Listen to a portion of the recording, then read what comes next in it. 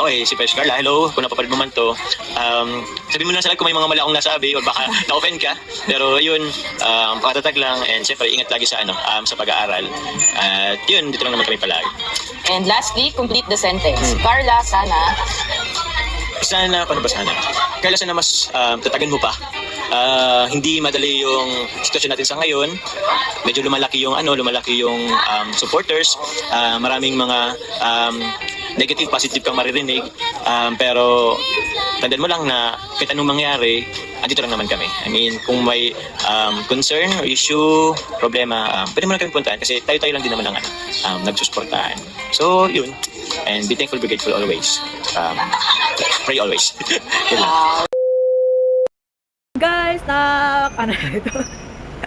Yung iba dyan ay hindi na kontento, no, sa mga sagot ni Papa Joms at talaga namang nandiyan ang mga basher, nagsipasok na naman ang mga walang magawa sa buhay. Ayan, no, at talagang gusto nila talaga na malaman ang katotohanan about po sa kay Carla at kay Papa Joms. Kaya yung mga sagot dyan ni Papa Joms ay hindi po kontento yung mga viewers po ni Kalingap Hana. So bago natin simulan yan mga Kalingap, shoutout muna tayo siyempre sa ating founder Kuya Bal Santos Matubang, Ate Edna Vlogs at Kalingap Rap. At sa lahat po ng mga sa landing pad, ambassador, deputy at mga Kalingap scouters, mega love shoutout. At siyempre sa mga kapwa ko po OFW, ayan, yung mga kumari ko pong expired dyan, shoutout po sa inyong lahat, hindi ko na kayo maisa-isa.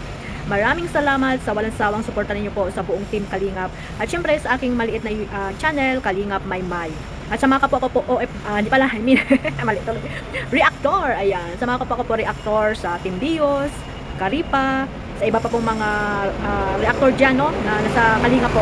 Ayan, shout out. So ayan guys, tuloy-tuloy na po natin itong reaction natin, no, about sa interview po ni Hana dito kay Kalingap Jomar. Ayan guys, talaga namang napakarami pong basher po dyan ni Kalingap Jomar na talagang hindi sila makontento kung ano ba ang mga kasagutan dyan ni Kalingap Jomar na lagi daw kasing may mga kasamahan kami, hindi sila makontento, no, dapat daw laging sagot ni Papa Joms ay ako, no, nandito lang ako para sa iyo Carla, I love you. Siguro mga ganun yung mga gusto nilang sagot ni Papa Joms. Pero hindi rin natin sila masisisi, no, mga Kalingap, kasi nga umaasa sila talaga na sila na ni Carla, di ba? Pero may mga laps na parang hindi sila makapaniwala na yung mga sagot ni Papa Joms ay hindi gaanong kumbinsido ang mga supporters po.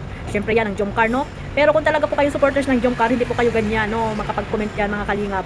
Or baka ang iba dyan ay talagang nagkukunwaring supporters lang po ng Jomcar kasi nga talagang grabe po yung mga sinasabi nyo na naman dyan kay Papa Joms, di ba mga Kalingap? Sana guys, no, kung talagang supporters po kayo na nagmamahal po dito kay Jomar at Carla, hindi po kayo ganyan, no, makontento po kayo kung ano yung mga napapanood nyo, no? Kung wala naman po kayong sabi ko nga na tawag dito magandang sasabihin, huwag na lang pong mag-comment mga Kalingap kasi nga grabe naman yung mga sinasabi nyo dyan, no? At hindi nyo na bigyan, no, ng privacy po itong si Papa Joms dito kay Carla mga Kalingap. Hindi porket na ganyan yung mga sinasabi ni Papa Joms ay iba na po yung inyong mga iniisip, no? Mga negative po kayo, no, mga Kalingap, mga toxic, mga toxic na po kayo.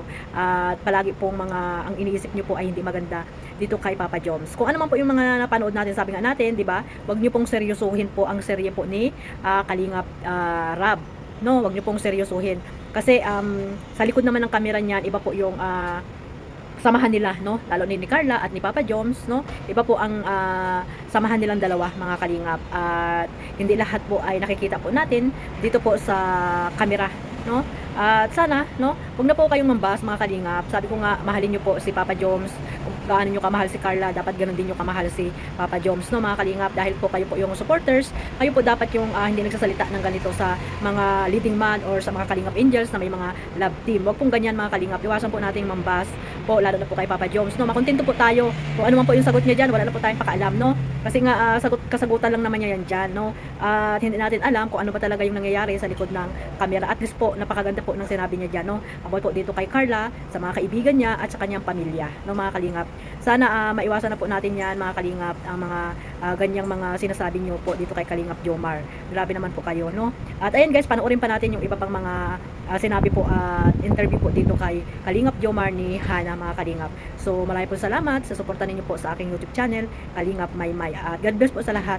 Mag-iingat po tayo mga Kalingap. At ito nga guys, no, ang clip video na nakuha ko po dito kay Hana. Ayan, panoorin po natin. Sabay-sabay natin panoorin mga Kalingap. Question. Ano ang pinakamalaking pagsubok na nalampasan mo sa isang relationship? Relationship. Paano ba? Pagsubok, siguro ano lang din, yung every time may broke up, Oo. parang siyempre yun yung pinakaanong pagsubukan. So, may times na iiyak mo talaga, pero eventually naman, nakamove on ka din. Yun lang, kung magpapakabisi ka lang, so, makamove on ka Life din must naman. go on. Life must go on kasi yun ang kailangan. Hindi pwedeng alam mo na ba yun? Papakain ka sa lungkot. Oo, hindi pwede. Kasi, sayang naman yung buhay. True. So, ano ang pinaka-valuable na natutunan mo about mental health recently? Gaano kahalaga sa'yo ang mental health? Sobrang halaga niya. Kasi, kung madadala kasi ng mental health, sobrang halaga niya. Kasi it affects your daily life. Oo. Sobra, it affects your daily life. So, kung hindi okay yung mental health mo, kung may plano ka sa araw na yun, pwedeng pwedeng hindi mo magawa, pwedeng hindi ka maging productive on that day kasi, yung mental health mo, magulo, dami mong iniisip. So, mahalaga talaga na mahalaga natin yung mental health natin. And kapag may pinagdadaanan ka, sino ang una mong naiisip na kakampi mo? Wala, pamilya ko. Lagi yan, pamilya. Family talaga. Family talaga. And what type of support ang kailangan mo from your friends and family right now? Hala, financial support. Pare-parehas. Pare-parehas. Hindi, bukod sa financial, basically yung financial. Support is, support na support.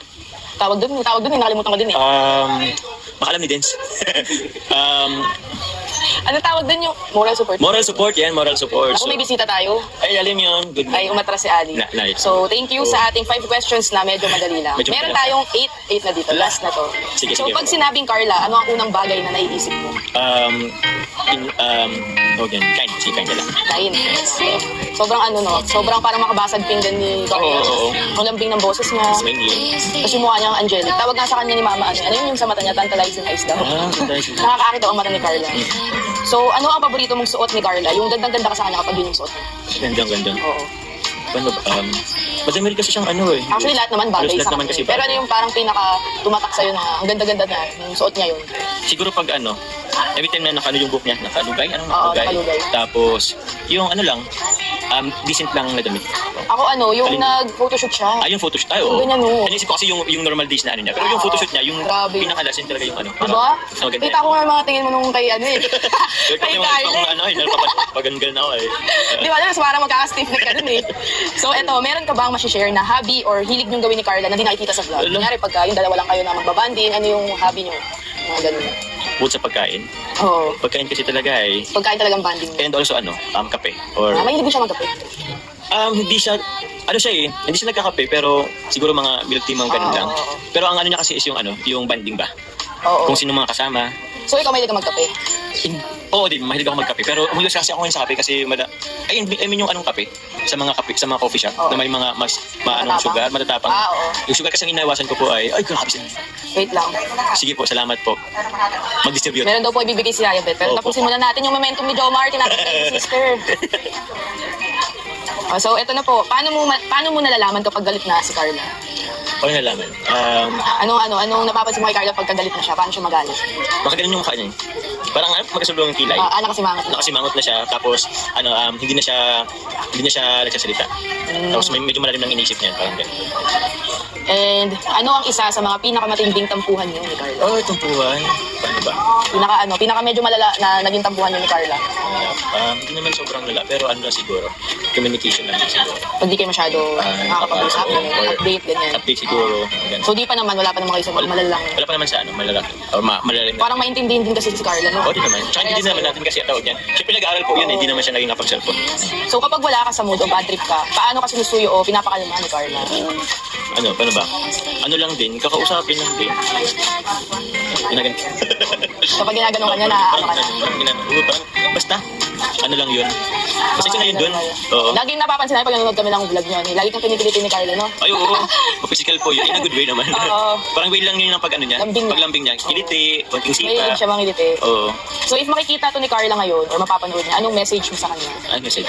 Okay, si Fresh Carla, hello. Kung napapanood mo man to, sabihin mo na sa like kung may mga mali akong nasabi or baka na-offend ka. Pero yun, pakatatag lang and siyempre ingat lagi sa sa pag-aaral. At yun, dito lang naman kami palagi. And lastly, complete the sentence. Carla, sana. Paano ba sana? Kaya sana mas tatagan mo pa. Hindi madali yung sitwasyon natin sa ngayon. Medyo lumalaki yung supporters. Maraming mga negative, positive kang maririnig.